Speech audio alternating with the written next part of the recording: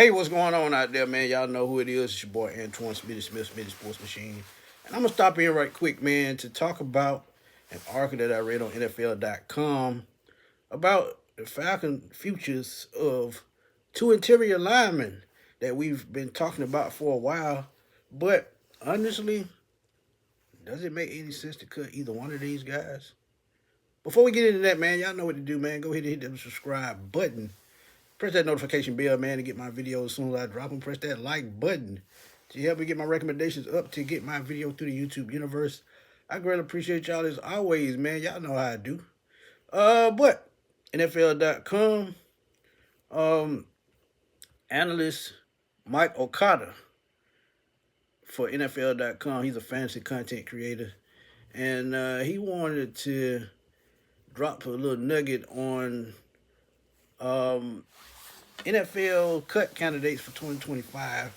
And the Atlanta Falcons have two guys, man, and it's two guys we're familiar with and two guys that we talk about all the time that's intriguing to this conversation because without interior linemen, how can you push the pocket and how can you get sacks? Something that the Falcons have been lacking for the last decade plus. And we ain't got to say who the last guy who got 10 sacks. We already know. But the two guys that I'm talking about are David Onyemata and Grady Jarrett. And in his column, he wrote why these two might be on the way out. Could be one, could be the other, could be both.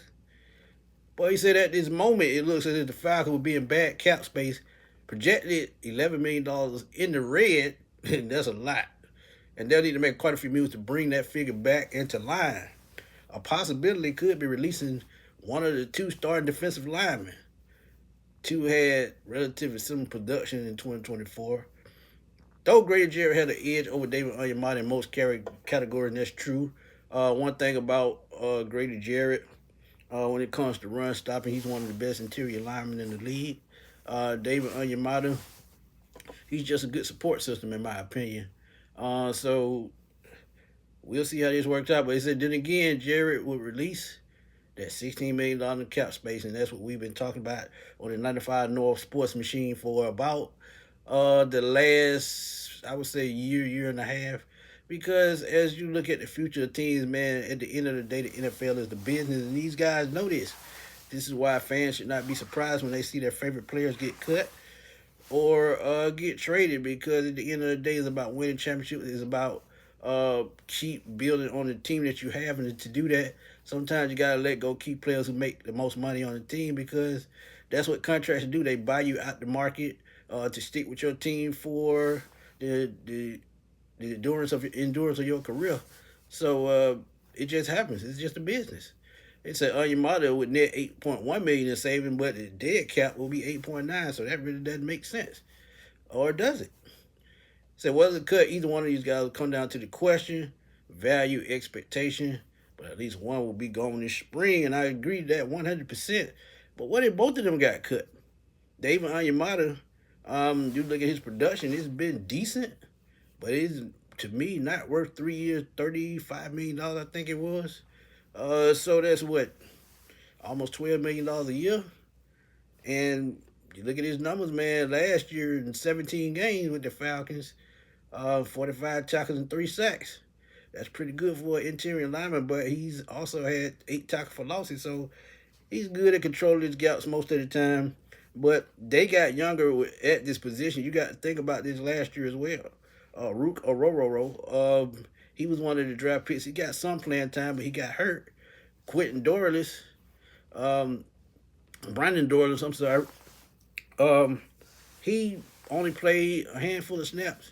He spent most of his season working the drive-through one at McDonald's, but it's still a position that he's going to play if they decide to keep him on the team. He was a 4th-round pick, so we'll see how that plays out in Jeff Ulbricht's defense, and Brandon Dorless could be a 4-3 end as well, so the way this could shake out, these two young guys, plus this draft class that's coming up, and plus free agency is coming, And there are a couple of guys on the market that I think can come in and play the interior of the line to help you control the line of scrimmage, help you man the run lanes and control your gaps. So this is probably easier decision than it seems because, like we said, with the 16 million, you got to think about it. Kirk Cousins' contract is $40 million against the books this year, no matter if he's cut or traded. So these type moves, they're gonna happen. But with either of these guys, which one is more logical move? You look at Grady Jarrett. I talked about David Onyemata's stats, and to me, Grady Jarrett is really, honestly, he's not faring much better because he had 53 tackles, 2.5 sacks, 9 tackles for losses in 17 games. He started all 17 games.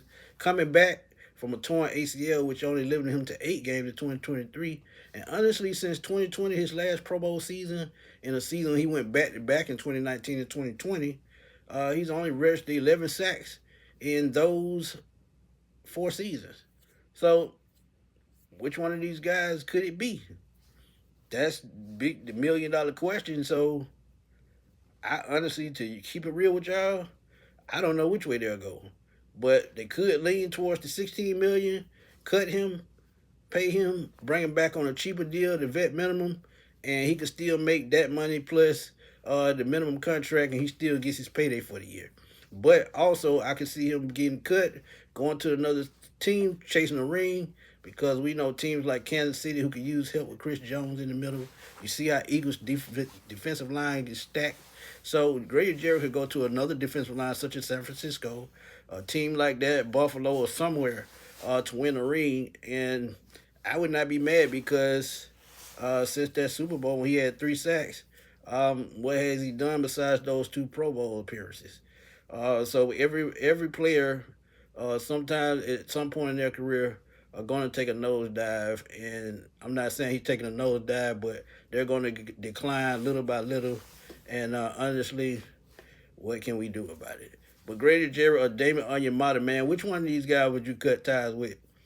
I'm on the fence on either one of them because I feel like they're an integral part of this run game and the leadership and the vets on this team to keep the locker room going, to keep the guys motivated on the field.